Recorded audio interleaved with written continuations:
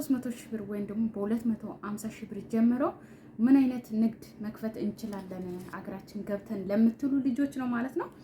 እሱም እንግዲህ ላውንደሪ ቤት ወይም ደግሞ ማሽን ማለት ነው። እንግዲህ ልብስ ማጠብ፣ ላውንደሪ የማታውቁ ልብስ ማጠብ ማለት ነው። ልብስ ማጠብ ማለት እንዴት ነው ካላችሁ በእጃችሁ ሳይሆን ማሽን ትገዛላችሁ፣ በማሽን ታጥባላችሁ ማለት ነው። ሙሉ ኃላፊነቱን ትወስዳላችሁ። እንዴት በሉ አንድ ሰው አንድ ልብስ አንድ ሸሚዝም ሆነ አንድ ሱሪም ሆነ አንድ በቃ ምንም አይነት የቤታቸውን የሆነ ነገር ለእናንተ ሊያሳጥቡ ሲመጡ ያ ልብስ ከቀደዳችሁም ሆነ ወይም ደግሞ ካበላሻችሁ፣ ከለር ከለቀቀ፣ ስትተኩሱ ካቃጠላችሁ ኃላፊነቱን ትወስዳላችሁ። እንዴት ካላችሁ አንደኛ የገዙበትን ዋጋ መክፈል አዲስ ከሆነ፣ ሌላኛው ደግሞ ግምት ብሩን መስጠት ነው። ወይም ደግሞ የከረርም ከለቀቀ ምንም ከሆነ እንግዲህ አላቅም ብቻ ያው ለራሳችሁ አድርጋችሁ ለነሱ ሌላ ትገዛላችሁ ማለት ነው። ግን ኃላፊነት መውሰድ አለባችሁ። ጥንቃቄ አድርጋችሁ ከሰራችሁ አይበላሽባችሁ ማለት ነው። አንደኛ ያው ይሄንን ስራ የምትችሉ ነው መግባት ያለባችሁ። ምክንያቱም ልብስ ማጠብ ያው ቀላል ነው፣ ግን መተኮስ ላይ በጣም ጥንቃቄ ማድረግ አላችሁ። አሁን የሚቃጠሉት ልብሶችን አለ በውሃ ብቻ በእንፋሎት ብቻ የሚተኩሱን ካውያ መግዛት ትችላላችሁ ማለት ነው። ስለዚህ ወደ ዋናው መረጃ ሲሄድ ማጠቢያ ቢያንስ 16 ኪሎ ማጠቢያ የልብስ ማጠቢያ 3 ትገዛላችሁ ማለት ነው። ላውንደሪ ቤት ለመክፈት ማለት በራሳችሁ አቅም ነው። ትንሽ እያደጋችሁ እስከ 10 ማድረግ ትችላላችሁ። ግን እንዳቅማችሁ ሁለትም ሆነ አንድም ሆነ 3ም፣ እኔ ግን በ3 ስለያዝኩ ነው 3 ትገዛላችሁ። 3ቱም በኢትዮጵያ ብር 33 ሺህ ብር ነው ማለት ነው። ግን እንደ ቦታው ይለያል፣ እንደ ማቴሪያሉ ይለያል ማለት ነው። ማለት ሳምሰንግ ወይም ደግሞ ኤልጂ ወይም ደግሞ በጣም ብዙዎች አሉ እና ስማቸው ይለያሉ፣ እንደ ኳሊቲያቸውም ይለያሉ። ስለዚህ እናንተ ያው እኔ ያዝኩት በ33 ሺህ ብር ነው ማሽኑ ማለት ነው። በየቦታው ይቀንሳል። 32 ሺህ አለ፣ 28 ሺህ አለ፣ 29 ሺህ ብር አለ። ግን ለልብስ ማጠቢያ ላውንደሪ ቤት ይሆናል ያልኩት ማሽን ነው ማለት ነው። 33 ሺህ ብር 3 ሲባዛ በ33 ሺህ ብር ነው ያዝኩት ማለት ነው። 3ቱ እንግዲህ የሚመጣው 99 ሺህ ብር ነው ማለት ነው። ሌላኛው እንግዲህ ካውያ ነው። ካውያ እንደፈለጋችሁ 2ም ሆነ 3ም ማድረግ ትችላላችሁ። እኔ ግን 2 ይዣለሁ። 2ቱን ያዝኩት 12200 ብር 24400 ብር ይመጣል ማለት ነው። ያው ካውያ እንግዲህ በየጊዜው ይበላሻል ታውቃላችሁ። በጣም ነው የሚበላሸው። ኳሊቲውን ግዙ ማለት ነው። አሪፉን ነው እኔ ያዝኩት። ሌላኛው እንግዲህ መቆንጠጫ ገመድ ያስፈልጋል። ምክንያቱም የማድረቂያ ማሽን አለ ውጪ አልወጣም በፀሐይ አላሰጣም ካላችሁ ማድረቂያ ማሽን አለ። ግን እኔ ደግሞ ውጪ አውጥታችሁ ገመድ ላይ እንድታሰጡ እዛው ግቢ ላይ ንጹህ ቦታ ላይ ነው። እንግዲህ የራሳችሁ ግቢም ሊኖር ይችላል፣ የሰው ቤትም ተከራይታችሁ ሊሆን ይችላል። ግን ንጹህ ቦታ ያስፈልጋል። ገመድ፣ መቆንጠጫ፣ የሚያስፈልጉትን ሳሙን ምናምን። ሳሙና ማለት የልብስ ማጠቢያ እና ስትተኩሱ ደግሞ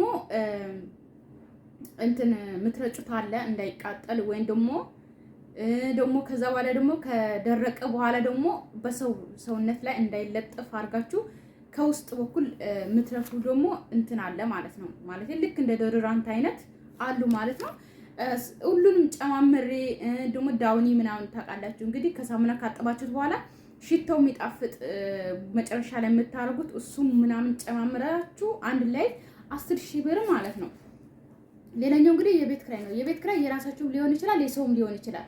አንደኛ የራሳችሁ ካለ ግቢያችሁ ላይ በጣም አሪፍ ነው። ለምን የራሳችሁ ግቢ እንደሆነ ማንም ሰው ማለት የሰው ግቢ ላይ በጣም ብዙ ችግር ሊኖር ይችላል። እንደ ውሃ ፈሰሽ እንደዚህ አረግሽ ምናምን ብዙ ነገር ሊሆን ይችላል። ስለዚህ እንደ ራሳችሁ ቤት የሚሆን የለም። የራሳችሁ ቤት ከሆነ አሪፍ ነው። ግን የሰው ቤት ተከራይቼ እሰራለሁ ወይም ደግሞ መንገድ ዳር ላይም ወይም ደግሞ ገበያ ያለበት ቦታ ወይም ደግሞ ሰው ማለት ሰውን የሚስብበት ሰው የበዛበት ቦታ ወይም ደግሞ ወንደላጤ የበዙበት ቦታ መንግስት ሰራተኛ አብዛኛው የሚሰሩበት ቦታ ላይ ምናምን ኮንዶሚኒየም ቤት እንደዚህ አጠገብ ላይ ከታች እንጂ መስራት እፈልጋለሁ የምትሉ ደግሞ እንግዲህ ከ10,000 እስከ 15,000 ነው ቤት ክራይ ማለት ነው። የፈለጋችሁት ያው እንደ ቦታው ይቀንሳል ብያቸዋለሁ። ገጠራማ ቦታ ወይም ደግሞ ገባ ያለ ቦታ ከሆነ እስከ 5,000 እስከ 6,000 ታገኛላችሁ። ግን አንዳንድ ቦታ ማብራት ከራሳችሁ ሆኖ ውሃም ማብራትም እራሳችሁ ልትከፍሉ ሆነ ቤት ክራይ ብቻ የምትከፍሉበት አለ። ሌላኛው ደግሞ ቤት ክራይና ውሃ እነሱ እየከፈሉ ማብራት እናንተ ብቻ የምትከፍሉበትም አለ ማለት ነው። እንደ ሁኔታው ይወስነዋል። እኔ የቤት ክራይ ያዝኩት በየ3 ወር በ15,000 ብር ማለት ነው። በ15,000 የሚመጣው እንግዲህ የ3 ወር 45,000 ይመጣል። ግን በ10,000 ካዛችሁ ደግሞ 30,000 ይመጣል ማለት ነው። ሌላኛው እንግዲህ አጠቃላይ እንግዲህ ያኛው የደመርኳቸው እቃዎቹ የሚመጣው 211,402 ብር ይመጣል ማለት ነው። ወጪ ማለት ነው።